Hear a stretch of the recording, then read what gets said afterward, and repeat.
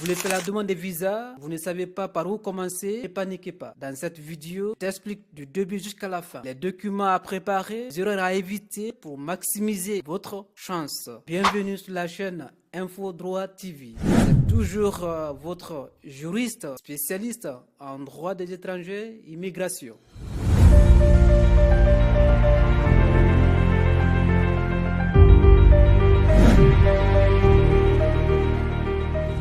La première des choses que l'on doit savoir, c'est la préparation mentale.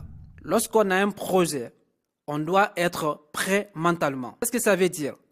Ça veut dire que si vous avez un projet d'aller faire vos études en France, la première des choses, c'est de se rendre au consulat. Pourquoi le consulat? C'est pour aller prendre les informations qu'il faut concernant vos projets de voyage. La plupart des gens se contentent des informations via amis ou connaissances, alors qu'en matière d'administration, il y a ce que l'on appelle mise à jour. Les informations changent à tout moment. Si vous ne vous rendez pas au consulat pour prendre les informations plausibles, vous risquerez de composer un dossier incomplet. Tout dossier incomplet est synonyme de rejet. C'est ce qui fait que la plupart d'entre vous aujourd'hui, parfois, se posent la question pourquoi mon dossier n'a pas été instruit. C'est parce que vous avez déposé un dossier incomplet ou vous avez produit des éléments qu'on ne vous a pas demandé. Pas de votre faute directement, c'est parce que vous avez pris des informations où il ne fallait pas prendre. Du moment où vous êtes en possession avec la liste des documents, c'est de commencer à chercher minutieusement ces éléments qu'on vous a demandé. Vous allez prendre la liste des documents, vous allez rechercher ces éléments-là. D'ailleurs, généralement, le premier acte à poser, c'est l'inscription au Campus France. C'est la première des choses que vous devez faire. Il faut aussi rédiger ce qu'on appelle votre projet sur la plateforme de Campus France. Et ensuite, il vous faut un CV. Vous devrez faire beaucoup attention au niveau du CV. Le CV, c'est ce qui vous identifie. C'est votre parcours. C'est la chose qu'on doit regarder. C'est comme le squelette. C'est comme votre corps physique, en fait. Donc, vous devrez beaucoup faire attention de ne pas mentir sur le CV. Et ensuite, il faut faire attention aussi à des erreurs d'orthographe sur le CV. On va vous demander aussi le diplôme. Cela dépend de votre projet d'études. Certains sont en master, d'autres sont en licence, d'autres sont au bac. Donc, pour cela, le diplôme doit être introduit. En troisième lieu, on va vous demander aussi les relevés de notes. C'est super important. Il faut que vous produisiez aussi les relevés de notes. C'est ce qui justifie que vous avez étudié de tel établissement et que vous avez obtenu de telles notes de telle date à telle date. C'est super important. Parce que la plupart des gens font ce qu'on appelle faux usage de faux. C'est-à-dire, ils font l'usurpation d'identité. Ou même, ils fabriquent des documents, des diplômes, des faux diplômes ou des fausses identités. Donc, c'est pourquoi aujourd'hui, l'administration consulaire est très intelligente et très regardant aussi sur les documents. Donc, faites beaucoup attention à ce niveau-là. Il vous faut aussi attestation de validation de Campus France ou convocation d'entretien pour que vous soyez à mesure de donner un document qui justifie que vous êtes inscrit chez Campus France ou que vous avez au moins validé. Ce sont les documents qu'il vous faut pour la première étape pour composer un dossier solide pour les études en France. Après la première partie, nous avons la deuxième partie qui est document d'identité. Dans cette partie, il y a ce qu'on appelle les documents de passeport. Le passeport doit être valide au moment du dépôt de dossier. Et je vous invite de faire beaucoup attention au niveau du passeport. Vous ne devrez pas déposer un passeport tend à être expiré. C'est incongru.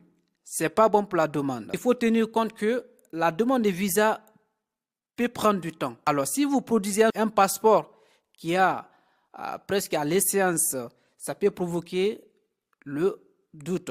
Et d'ailleurs, le rejet aussi. Donc, je vous invite vivement à faire beaucoup attention à ce niveau-là et de produire un passeport valide. Il vous faut la photocopie de toutes les pages du passeport pour justifier je n'arrête pas de vous dire usurpation d'identité. C'est pour justifier que le passeport, l'identité de cette personne, c'est vous. Comme son nom indique, l'étape de l'identité. Ensuite, il vous faut naturellement acte de naissance. Il vous faut acte de naissance, mais faites attention aussi de ne pas aussi produire aussi acte de naissance aussi chiffonné. Parce que la plupart des gens, quand on leur demande d'acte de naissance, l'acte de naissance qui a été fabriqué depuis des années, parfois c'est chiffonné, ils le mettent dans le dossier. Alors que il y a des documents qu'on peut utiliser en Afrique, chez nous, l'administration étrangère n'accepte pas. Donc, faites attention à ce niveau-là aussi. La dernière partie, c'est la photo d'identité. Au niveau de la photo d'identité, moi, j'ai eu des clients qui m'ont produit des photos d'identité. Voyez-vous, ils prennent des téléphones, ils prennent des photos. Il faut des photos d'identité version Visa. C'est super important. Il y a des photos d'identité numériques avec le permis, photos numériques avec carte d'identité. Il y a aussi pour le passeport Visa. Donc, on vous demande fond blanc, version Visa. C'est super important. Dans l'administration, tous les détails sont importants. Il ne faut jamais minimiser, il ne faut jamais aussi négliger. Mais souvent, la plupart de nos frères, ce n'est pas parce qu'ils ne savent pas ou ils ne connaissent pas. Souvent, c'est par la négligence ou par l'imprudence. Or, l'administration, l'imprudence et la négligence sont considérés comme des ennemis de l'administration. Du moment où vous avez un projet, je ne cesse de le dire, c'est la préparation mentale. Il faut être mentalement prêt. De ne pas aller plus vite sans être prêt. Ça ne sert à rien. Donc, vérifiez pièce par pièce pour savoir que vous avez bien composé le dossier. À force d'aller plus vite, si les étapes ne sont pas respectées, soit on rejette votre dossier, soit on vous retourne le dossier. La partie la plus importante aussi pour les étudiants, c'est ce qu'on va aborder tout à l'heure là. C'est la partie académique. C'est la troisième partie qui est la partie académique. Vous venez dans le cadre des études. Donc, la partie académique est très essentielle. Je peux même dire que c'est le poumon même de la démarche. Alors, qu'est-ce qu'il faut retenir au niveau de la partie, l'étape académique, qui est la troisième partie? C'est être à mesure de produire la lettre d'admission. C'est très important. C'est que vous devrez produire éventuellement une attestation qui prouve que vous avez été accepté dans l'une des universités publiques. D'ailleurs, il faut que je précise, la plupart des gens qui font la demande en ligne, c'est-à-dire qui ont les admissions des universités en ligne, sachez que ce n'est pas plausible. Ce n'est pas accepté. On ne va pas vous accepter, ce n'est pas acceptable. Les formations en distanciel, en ligne, ne sont pas considérées comme des vraies formations. C'est pourquoi moi, je vous conseille vivement d'aller auprès des universités publiques. Ce sont les universités qui sont agréées, dont le diplôme est reconnu sur le plan national et international. Mais aujourd'hui, nous sommes dans un monde très compliqué où il y a pas mal de formations qui sont disponibles en ligne. Aujourd'hui, vous pouvez trouver même en droit en ligne, en fiscalité, en économie, peu importe, vous pouvez trouver en ligne. Mais si vous êtes sur place en France ici, ces formations-là peuvent vous être bénéfiques, il n'y a pas de souci. Mais vous êtes encore à l'étranger, pour avoir une admission d'université privée, je ne dis pas privée, c'est pas bon. Il y a des universités privées qui sont reconnues par l'État. Là, il n'y a pas de problème. Je peux même citer l'Université catholique de Lyon. C'est une université qui est reconnue sur le plan national et international. Ce qui veut dire que quand vous êtes diplômé en droit de l'université catholique qui est privée, vous pouvez passer le concours d'avocat. Vous pouvez passer n'importe quel concours du monde. Or, il y a des universités privées, en France ici, par exemple, ISD, Institut supérieur du droit, c'est une formation professionnelle. C'est-à-dire, si vous avez un diplôme dans une université publique, vous voulez passer le concours d'avocat, vous pouvez aller vous inscrire. On vous apprend dans ces universités comment s'intégrer dans le cadre professionnel. Donc, c'est un peu différent. Je reste beaucoup plus focus sur cette partie parce que c'est la partie où beaucoup sont bloqués.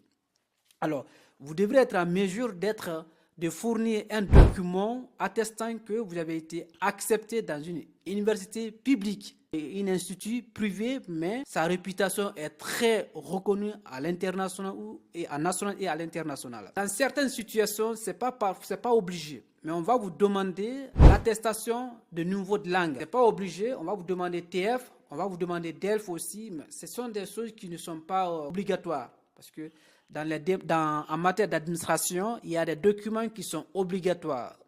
Quand un document est obligatoire, ce qui veut dire qu'on ne pourra jamais faire la demande sans ces éléments-là. Documents qui sont recommandés mais qui ne sont pas obligatoires. Recommandés, si vous mettez dans votre dossier, ça peut bétonner, ça peut donner beaucoup de pouvoir, beaucoup de poids, mais ce n'est pas obligatoire. Donc souvent, ce sont des documents-là qui ne sont pas obligatoires, les documents de langue. Parce qu'on ne peut pas demander en tout cas à quelqu'un un niveau de langue qui a un master ou qui a une licence. Voilà. Mais on demande ça souvent pour des pays qui sont lusophones ou anglophones. On peut leur demander le niveau de langue. C'est pourquoi souvent dans les documents, on vous demande ces éléments-là. Après, la troisième partie, la troisième étape importante, il y a la quatrième partie qui est aussi beaucoup plus importante. L'étape du document financier.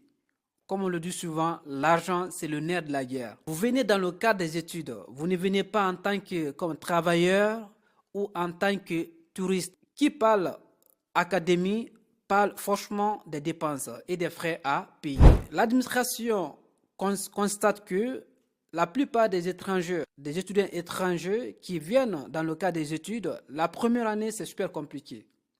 Déjà, les gens ne maîtrisent pas encore la situation. Ils sont nouveaux dans le pays. Ils ne connaissent pas comment fonctionne l'administration. Donc, il faut au moins quelque chose maintenant qui peut les permettre de vivre juste où ils peuvent commencer à s'intégrer. C'est pourquoi l'administration a exigé un certain nombre de montants. Minimum 615 € par mois.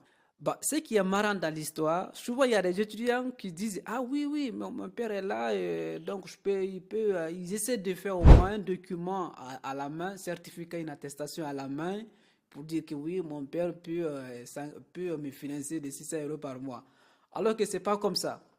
Sinon, n'importe qui peut faire un certificat ou une attestation. Donc, ce n'est pas seulement de dire oui, on peut le faire. Il faut qu'on trouve dans votre compte bancaire la possibilité que vous puissiez payer les 615 € par mois. C'est pourquoi, notamment, la question de compte bancaire est exigée. Pour savoir, oui, une fois que votre enfant est en France, vous avez la possibilité de financer ses études. D'où la nécessité de voir éventuellement dans le cadre de vos ressources si vous avez les moyens. Donc, le compte bancaire, le relevé bancaire est exigé. Si par exemple, je vais dire exception, il y a des gens qui n'ont pas les moyens de fournir ce qu'on appelle les 600 € par mois à travers d'un compte bancaire. Mais ils ont des grands frères, des cousins, des oncles qui sont en France qui peuvent les héberger. Donc, si pour des personnes qui ont les parents ou des connaissances sur place, qui ont des moyens, on ne va pas les exiger le volet compte bancaire. Qu'est-ce qu'on va leur demander? C'est de montrer les justificatifs d'un garant. Donc, cette personne va produire sa pièce d'identité, son contrat notamment, parce que pour prouver que cette personne travaille. Mais aussi, prouver aussi ses fiches d'imposition. Vous constatez les revenus. C'est super important. Il y a une partie aussi de logement. Il faut que cette personne aussi montre qu'il y a un espace, un endroit que cette personne peut habiter. Donc, habitable. Il y a une partie habitable pour la nouvelle personne. Donc, ce sont des évaluations qui peuvent être testées. Donc, il y a les conditions de ressources d'un montant de 115 € par mois, relevé bancaire, c'est pour des personnes qui n'ont pas de garants. Alors, pour celles ou ceux qui ont des garants, on ne va pas leur demander le compte bancaire, ni la question de 615 € par mois. Du moment où ils ont un garant, c'est le garant qui doit montrer la possibilité d'héberger la personne en produisant les fiches d'imposition, les fiches de paye, le contrat de travail et logement. Donc, c'est ce qu'il faut retenir au niveau du quatrième partie qui est document financier. Donc, il y a aussi la cinquième partie qui est le logement. Le logement, c'est que pour la première année, si vous allez venir, il faut un contrat de logement. Il faut que vous produisez dans vos dossiers le contrat de logement. C'est super important. Il y a certains, ils n'ont pas le contrat de logement dès la première année. Mais il faut que vous produisiez au moins une attestation d'hébergement. Ça peut être des hôtels, 3 mois, 4 mois, 2 mois. Souvent, c'est 3 mois. Le temps que vous arrivez, que vous commencez à faire les formalités administratives, à commencer à chercher des logements, ça peut prendre 3 mois. Donc, souvent, on demande, si vous n'avez pas le contrat de logement, on vous demande de fournir une attestation de réservation des hôtels. C'est super important. Donc, pour les personnes, j'insiste aussi, pour les personnes qui ont des garants, eux ne sont pas éligibles à ce niveau-là. Parce qu'ils ont des personnes déjà, ils ont des garants qui ont la possibilité de les héberger. Donc, eux, ils ne sont pas considérés dans ce domaine-là. Ça, c'est la cinquième partie, le logement. Ensuite, nous allons passer maintenant par la sixième partie qui est très importante aussi. C'est le dossier d'assurance santé. C'est très important. C'est des étapes que les gens minimisent. Or, en matière d'administrative, je dis bien, toutes les étapes sont importantes. Il n'y a pas une étape qu'on doit négliger. C'est ça le problème. Ah bon, ça, on peut faire ça. Ben, si une fois sur place, je peux faire ça.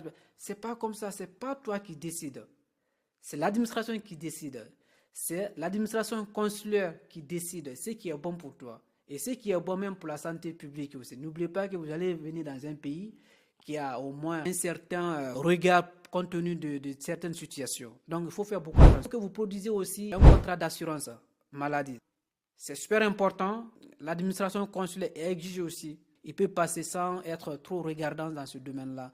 Mais il faut le faire. Après la sixième partie, la toute dernière partie maintenant, c'est le dossier visa. C'est la septième partie. C'est très important. Là, on va parler de la demande de visa long séjour. Pourquoi long séjour? Parce que vous allez prendre beaucoup de temps, parce que ce n'est pas un visa touristique, ni un visa d'ordre humanitaire santé. C'est pourquoi son nom précise visa long séjour étudiant. Il faut que vous produisiez au moins la demande de visa. Et ensuite, le récépissé d'inscription au Campus France. Vous ayez aussi la possibilité de la réservation des billets d'avion. Ça, c'est très important. Donc, ce sont des documents qu'il vous faut pour entamer une demande de visa long séjour étudiant. Donc, je vous invite à être beaucoup plus vigilant, à faire attention aussi en matière de la composition du dossier. Tout part de là. Si le dossier est bien fait, vous avez 90% que le dossier soit accepté. C'est pourquoi souvent, les gens font recours à des spécialistes comme nous, notre cabinet Assistance Multiservice Loire, pour les accompagner. À travers aussi la chaîne aussi Info Droit TV, Droit des étrangers, vous pouvez être en mesure aussi de faire pas mal de demandes.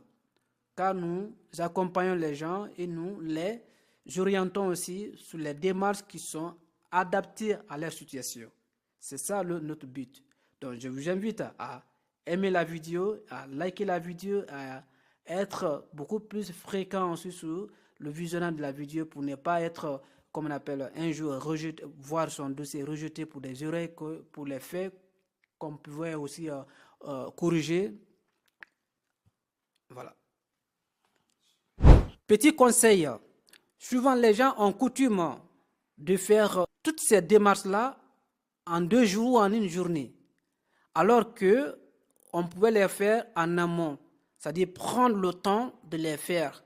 Souvent, il y a des gens qui viennent, même en matière de photos numériques qu'on a déjà abordé, ils viennent même, quand on appelle devant comme le consulat ou à l'ambassade, pour prendre le même jour la photo. Il y en a, ils ont la liste avec eux, ils cherchent comme ça, comme s'ils cherchaient une baguette comme au marché. La demande, elle ne se fait pas comme ça. On prend le temps, parce que c'est l'avenir qui en dépend. On prend largement du temps pour bien réfléchir, pour aller chercher des documents authentiques, pas des documents falsifiés. Et même si vous pouvez faire la demande en une journée, moi je vous conseille de réfléchir très longtemps, de prendre le temps de bien fouiller les dossiers avant que vous ne vous rendiez à l'ambassade. Prenez au moins 3 à 4 jours de fouiller les pièces, de les mettre pièce par pièce, les vérifier pour voir maintenant si les documents sont bien complets et que les documents ils sont authentiques. Ça c'est très important. La vie ce n'est pas une course de vitesse, c'est une course de fond. Peu importe la durée, l'essentiel c'est d'aboutir à l'objectif. J'aime souvent le président Gbagbo qui disait que peu importe du temps qu'on va mettre pour aller à Abidjan, quand on est sur le chemin, on arrivera à Abidjan. Ça veut dire que peu importe le temps que vous allez mettre pour votre visa, si vous êtes là-dessus et que vous suivez la bonne voie, vous pouvez en avoir. C'est un petit conseil que j'ai décidé de vous livrer à la fin. N'hésitez pas à vous abonner à la chaîne, à liker et à partager pour que les gens autour de vous puissent être élucidés, informés comme vous. C'est toujours votre juriste Keita Kole.